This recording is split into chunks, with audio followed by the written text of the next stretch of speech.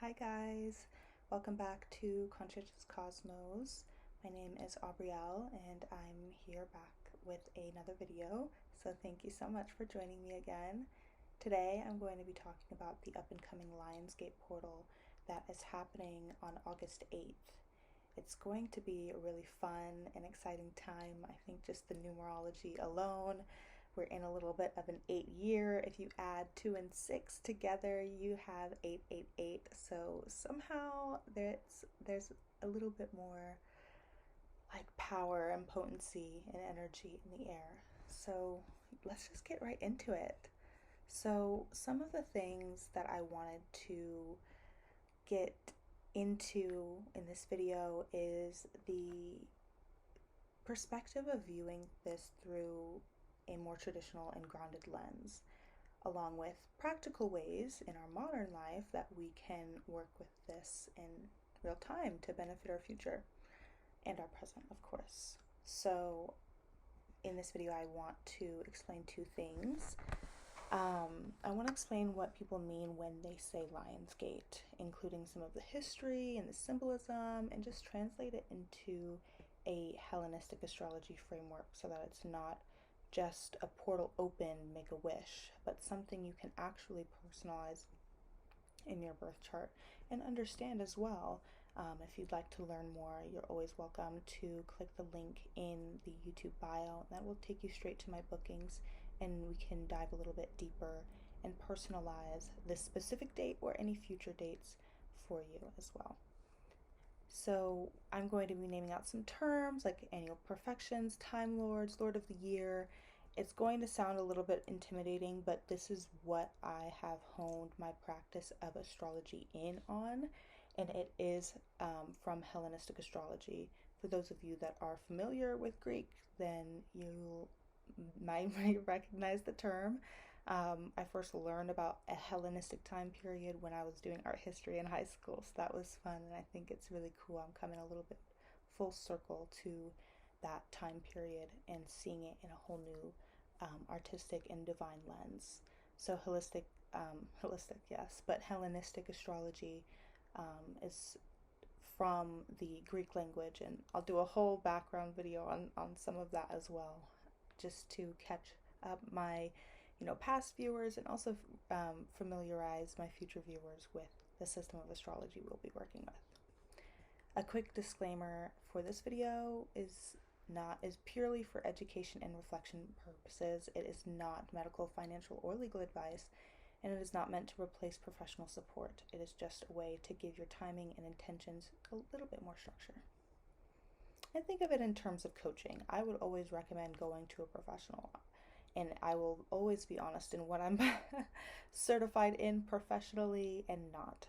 I think that's very important when it comes to somebody who's sharing information like this, and as a student, that integrity is upheld. And as I talk about my birth chart, you guys will probably see why I think that. So I feel like I mentioned this before, but Lionsgate is not a classical term from Hellenistic astrology. You're not going to find it in ancient astrologers writing, them saying like Lionsgate portal, August 8th, manifest instantly. No. That part is more of modern spiritual language, and it's kind of fun to think about that as well. Just the things that we've come up with.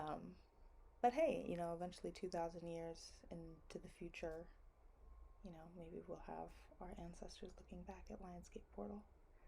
So we're really in history in the making here. The symbolism people connect it to usually draws from two overlapping ideas.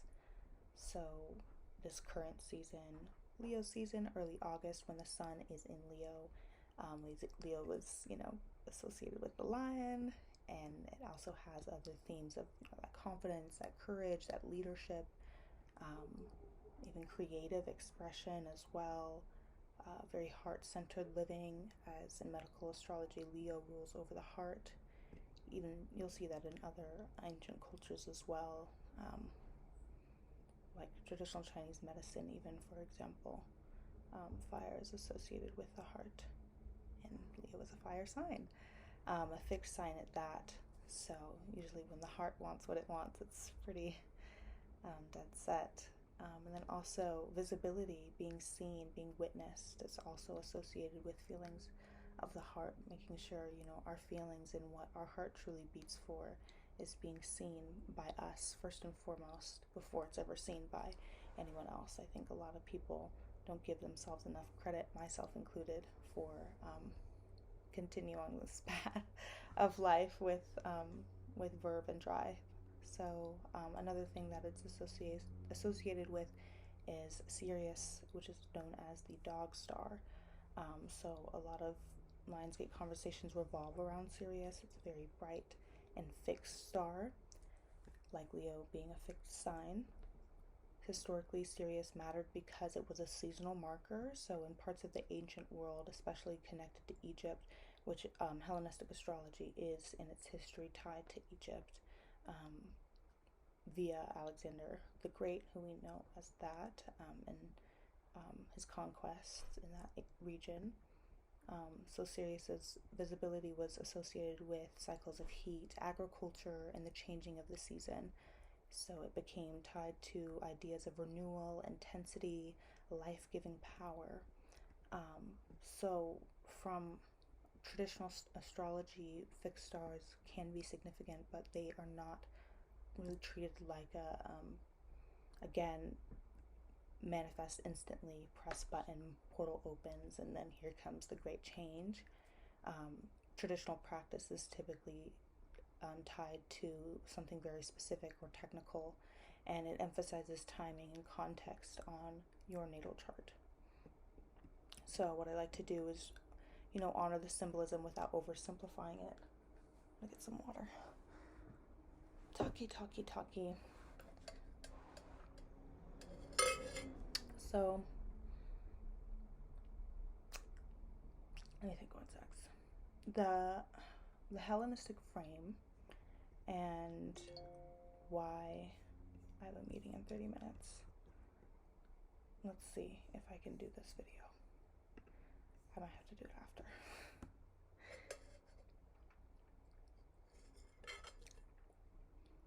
Let's bring in Hellenistic astrology now. So Hellenistic astrology, we've got some of the most, one of the most key aspects and concepts of it is essential dignity. So what that means is how strong or supported a planet is in a sign. So the sun being in Leo means that the Leo is in its domicile placement in the sky. So in Hellenistic astrology, Leo is the domicile of the sun. The definition of domicile means rulership.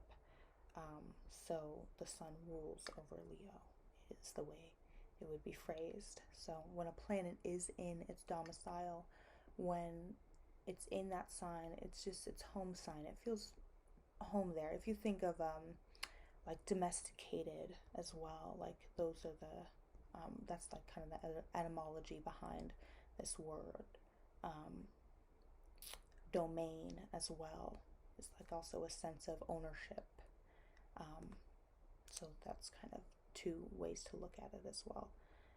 So a planet tends to function more clearly and confidently, like it has resources, authority, and a sense of self. Definitely, you see a lot of things with Sun and Leo here, some characteristics: vitality and life force, purpose, visibility and reputation, leadership and authority. For example, for me, I have Leo in my 3rd house, and for the last 3 years, I've become an integral part to my community, not just in like a family home life, and really, again, like I mentioned earlier, seeing yourself first and giving yourself that recognition, because there's no better feeling and no better sense of security that you can, act on in this world than the security that you have within yourself, of the kind of character and integrity that you have and see where Leo is in your chart, and it will make sense. So since I'm usually putting so much visibility and thinking of my reputation and leadership and authority in my community, it's like, okay, how do I have those same characteristics for myself?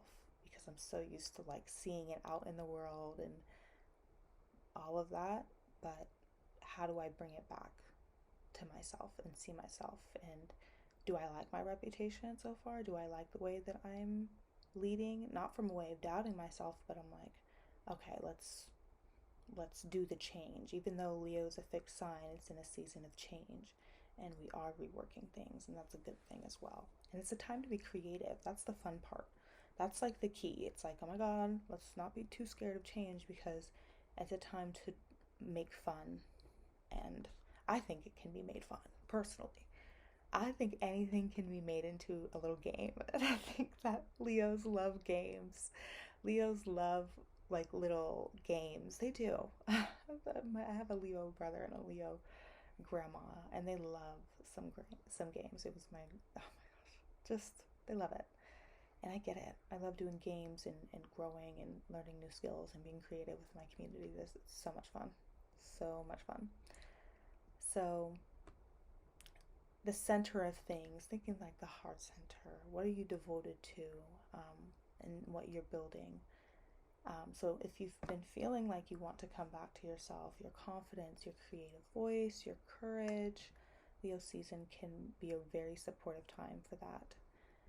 So questions to ask yourself of like, what do I want to radiate this season? Thinking about the sun, thinking about what makes your eyes light up.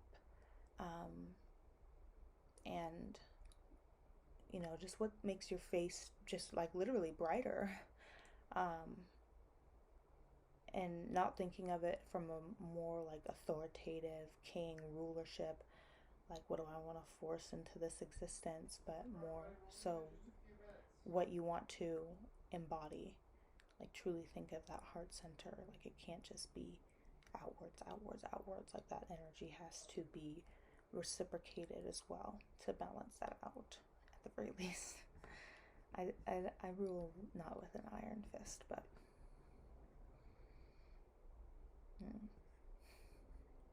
so another aspect of this is the portal, but let's make it a little bit more personal now. So we're going to talk about some perfections and time lords. So let's tap back into the Hellenistic view a bit more. So a lot of modern astrology content can feel like a one size fits all, and it's not meant to be that way. A lot of the time, the history behind it, especially from a Hellenistic lens, or even a Mesopotamian and Sumerian lens, because that's kind of where you see some elements of Hellenistic astrology originating, is from those times, is they used it more from like a perspective, like for political reasons, having key astrologers for kings and empires mainly, especially as well. Um, so it was tailored to not just really to get the character of a person, but more so for their fate and the fate of the kingdom. So it was never really designed like a one size fits all, even all the way back then. But I think modern astrology, once you really get deep, that's another aspect of modern astrology. It can feel one size fits all if you're just seeing random posts, and that's like pop astrology, like there's popular astrology. But Hellenistic, ancient, traditional astrology is going to, like, that was the time period where it was really developed that, um, actually, no, scratch that. There's more of a psychological lens nowadays. So if you went and you put your birth chart into AstroSeek, you'll see a lot more wording and significations to your particular placements and any other interactions that are going on between the planets within your chart in different placements. So that is also a modern astrology aspect. It is worth looking into AstroSeek in those types of online programs, because they do tell you a lot more than you might have gotten as opposed to that time period. But Hellenistic astrology does go very deep into a lot of the significations, and even Arabic astrology as well goes really deep into some of the significations that you'll see in modern astrology if you were to look up on AstroSeek or those types of tenured programs. But sometimes astrology is one size fits all, and it's marketed like that. Everyone is manifesting like the same thing on the same day kind of energy, but Hellenistic astrology will ask, what time is it in your chart, and things like annual perfections is a term. Before I get into that, annual perfections, they're a timing technique used in traditional astrology where each year your life activates one house of the chart. So you have 12 charts, and annual perfections, they start from age 0 and they go however long you live or could potentially live. And they don't guess what time you die. But each year, so it starts at 0, especially if you're using whole sign house astrology.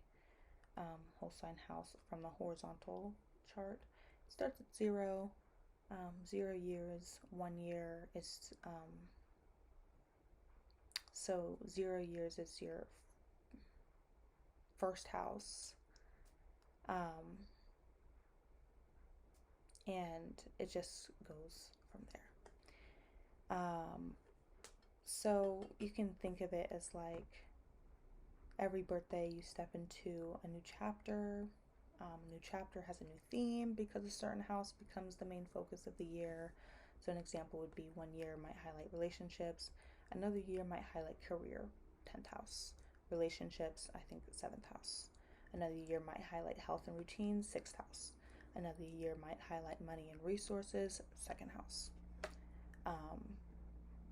The Lord of the year, once you know which house is activated, you identify the planet that rules the sign on that house, or that house cusp, and that ruling planet becomes your Lord of the year. Lord of the year is main character planet for the year, kind of, yeah.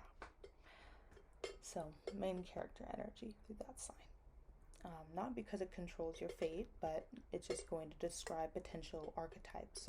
Archetypal astrology is a huge aspect of the Hellenistic lens, for sure.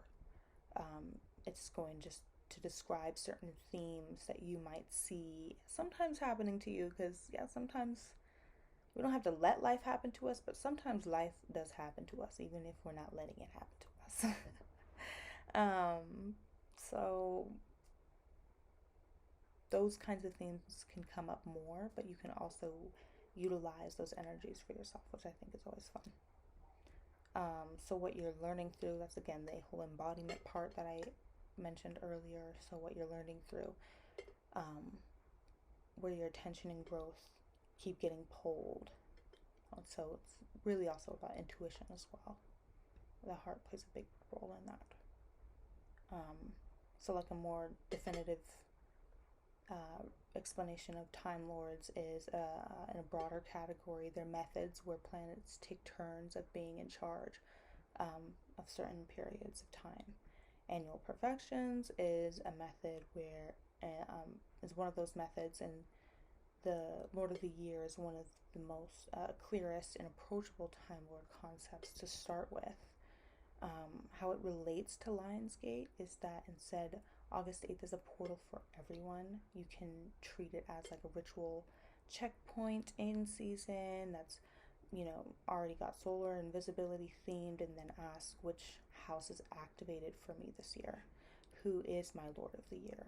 How is the sun showing up in my chart right now? By house, by aspects, by condition. This is how you make astrology really feel real and not aesthetic. This is what I've always talked about. Not to this depth, but what I've always, because this is my training, and where I started from was from a Hellenistic view, and it had always been from a perspective that you can hack your cosmological DNA. I think that's my most favorite video. I'm like, make life work for you. Use archetypal astrology and really other forms of divination and magic to kind of not let life happen to you and design it the way you would like. That's not to say it's just going to magically appear, but through embodiment, what the hell. Some more technical terms to define are, like I've mentioned so far, the houses. The houses are life areas. For example, I wonder if I could this is why I need I either need a projector. No. I either need a projector to really get in depth with my videos. Y'all. So sorry. So it's like this is a house. Just like a little pie chart. This is the first house.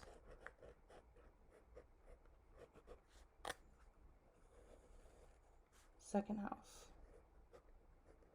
We're looking at this totally upside down, and I can't write or draw upside down. So just pretend that that's a 2. So that's kind of like a rough example of what the houses will look like. The first house, you have the self, the body, identity. Fourth house, home, family, roots. Seventh, relationships, like I mentioned. 10th, career, like I mentioned, reputation, visibility. So when we say Leo is in a house, that means that the life area where the sun, Leo season spotlight tends to land for you. You also want to be looking at your actual sun sign and how that's interacting, because the sun is still there in your chart and Leo is influencing it. If you're a Leo, happy Leo season, happy birthday. I hope it was fabulous. So another definition is aspects, like I've mentioned as well. They're relationships between planets where they can be supportive, tense, or activating connections. I'm not sure if I have a video on it, but I know that I have an Instagram post. I would check out my Instagram post if you want a little bit more information. So if the sun is making, hit that follow button as well, because you're going to want to stay tuned. If the sun is making a strong aspect to a planet in your chart, Leo season may highlight that theme a little bit more. Another definition is sect as well. So day chart versus night chart. That's very important since we're talking about the sun. The sect is a foundational Hellenistic concept. If you were born with the sun above the horizon, typically in houses 7 through 12, you have a day chart. And if the sun was below the horizon, houses 1 through 6, you have a night chart. So why it matters are some planets tend to operate more smoothly in day charts versus night charts. It's one way a Hellenistic astrology gets more precise and personalized. So if you don't know your birth time, don't stress. There's still ways you can work symbolically, but sect is one reason accurate birth time can matter. And that was my thing. I rectified my chart. I did reverse engineered. That's how I learned so much about astrology. I was like, you know what?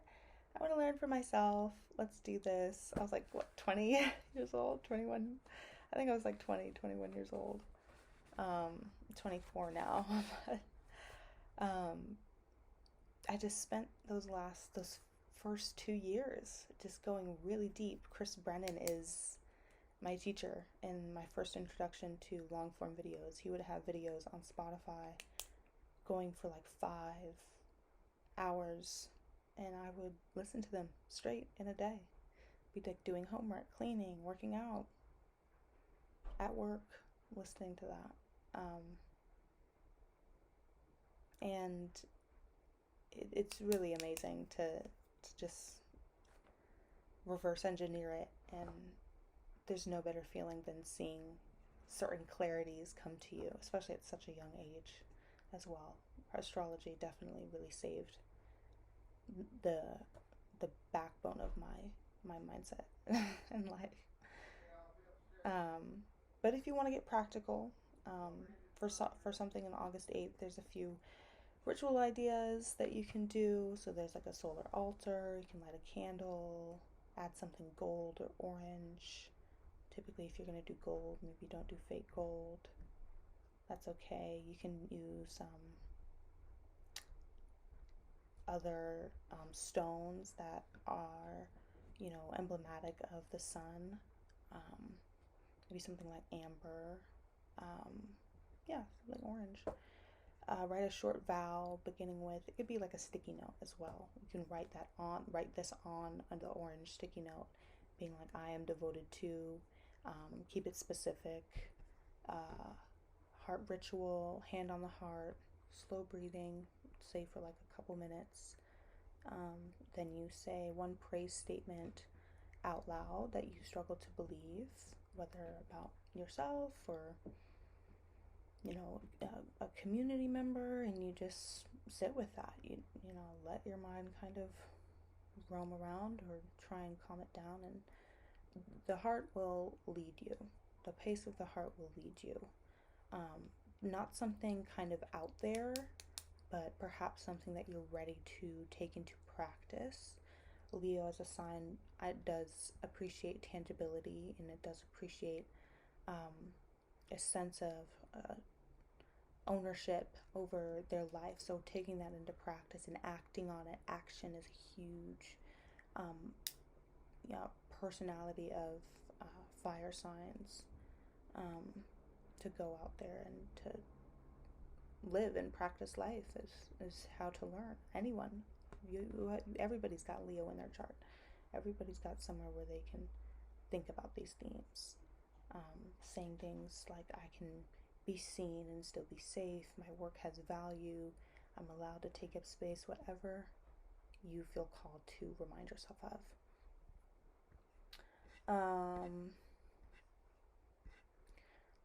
Some of the most, maybe not some of the most, but I think an important Hellenistic takeaway is the sun's condition matters.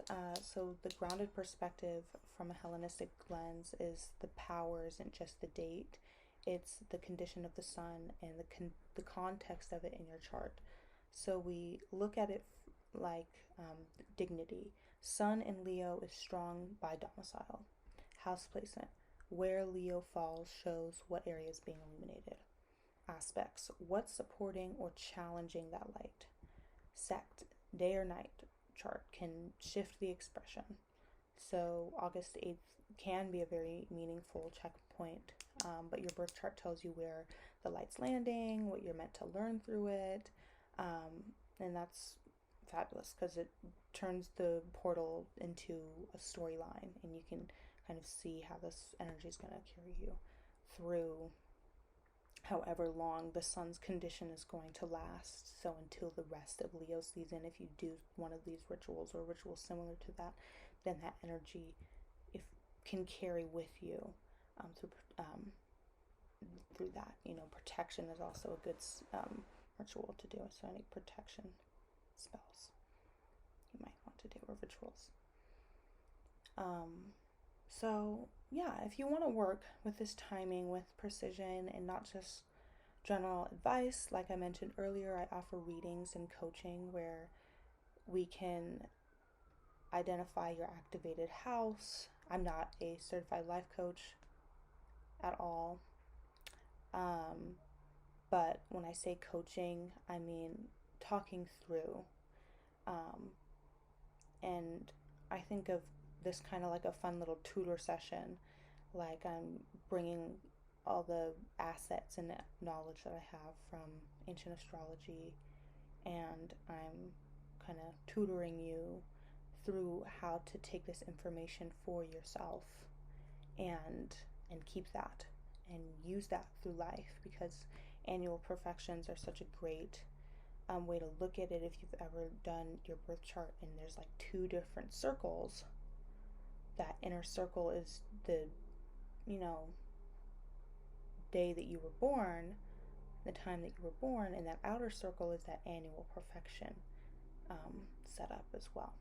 So looking at that, we're finding the Lord of the Year. We look at what Leo season is actually awakening in your chart. So let's create a ritual plan before, on, or after August 8th. Like I mentioned, this energy will be carried out till the end of Leo season, the 21st. And build an action map so your intentions become real habits and results, and it's working with your chart, so it's energy that you're going to be able to carry out through the rest of the year, to be honest, until your birthday as well.